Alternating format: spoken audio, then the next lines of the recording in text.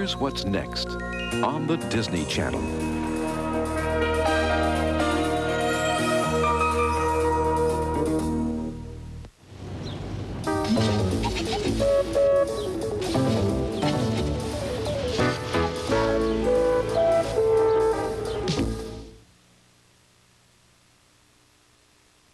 The following presentation has been closed captioned for the hearing impaired.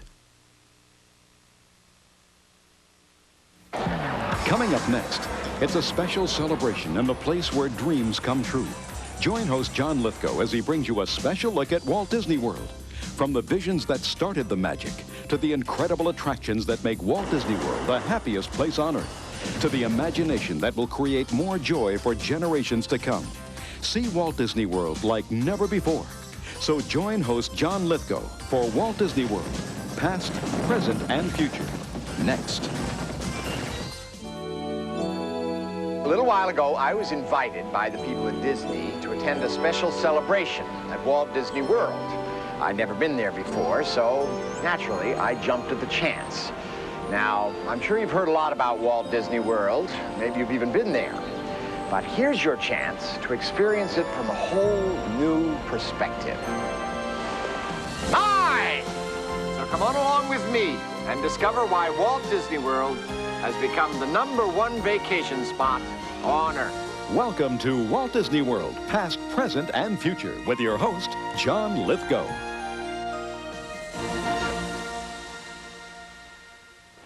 You know, this is really a treat for me. Like everybody else, I grew up with images of Disney on television, in the movies, everywhere. In a way, Disney has helped me stay a kid all my life. Now, I'm an actor, but on this trip, the only role I'm playing is myself. Wide-eyed tourist, doting dad, middle-aged kid who just can't seem to grow up. And being an overgrown kid, I've never quite lost my curiosity. Now, when I came here, sure, I wanted to ride the rides and see the sights, but also I wanted to know what went into creating this place that I've heard so much about. And what I've learned is there's a reason Walt Disney World is the #1 vacation destination on Earth, and the reason is very simple.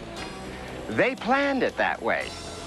And what they've created here is like no other place I've ever seen. Walt Disney called it his greatest dream. And considering how many dreams Disney brought to life, that was saying something. From the very beginning, this place was designed to be one of a kind. What the Walt Disney Company has created is more than a collection of theme parks. It's an entire themed world. A world that blends imagination and storytelling, builds it with painstaking planning and detailed construction, and then showcases it in whimsical architecture and art direction. The result is what some people have called the art form of the 20th century. The Walt Disney World story starts where all great stories do, in the beginning. This one began 3,000 miles west of here in an orange grove in California, where the fact is there never would have been a Walt Disney World if there hadn't been a Disneyland.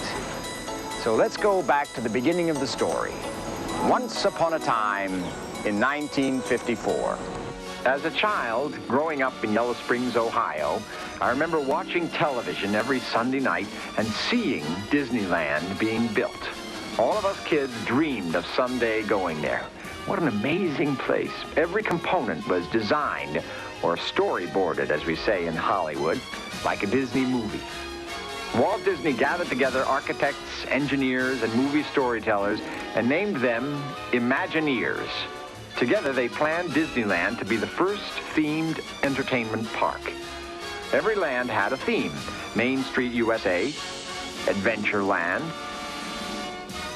Tomorrowland, Fantasyland, and Frontierland. Every detail in every land was designed and art directed to match its theme. Like magic, from start to finish, Disneyland was built in just 1 year. I'll never forget it. Opening day was like the premiere of a Disney movie, and I was there, right in front of my TV. With 29 cameras rolling, the television broadcast on that July 17th was, at the time, the biggest live production in history. And look who's riding in the various cars. Frank Sinatra! Hello, Franco. Who's driving? Private Frankie My Jr.? son, yes. Don't hit this man. Oh, look who hit who. Sammy Davis Jr. Hello, Sammy. In 1955, the role I'm playing today as your host was taken by Art Linkletter. I don't know why they didn't ask me. I was available. I guess they just didn't want a 10-year-old host. And there the boat is christened, and it starts on its daily trips up and down the rivers of the world. Of America, that is. One of Linkletter's co-hosts was a movie actor, pretty well known those days, a fellow named Ronald Reagan. With the first visitors to travel through the gates of time and into our very historic past. People got the message. Disneyland was one of a kind. The detail and planning were evident everywhere. Even the employees were part of the story. Walt called them cast members because in his mind, everyone working at Disneyland was part of the show. And their wardrobe was part of the theme. Excuse me. May I help you? Disneyland was something people had never seen before, and see it they did. Between 1955 and 1963, over 35 million people visited there. During the same 8 years, the population of Orange County, California tripled. Disneyland's 90 acres were soon hemmed in on all sides by hotels and restaurants that kept Walt Disney from acting on the ideas running rampant through his mind. Disneyland was a huge success, but Walt had even bigger plans. And no one was more hip to the emerging technologies of the information age than Walt and his Imagineers.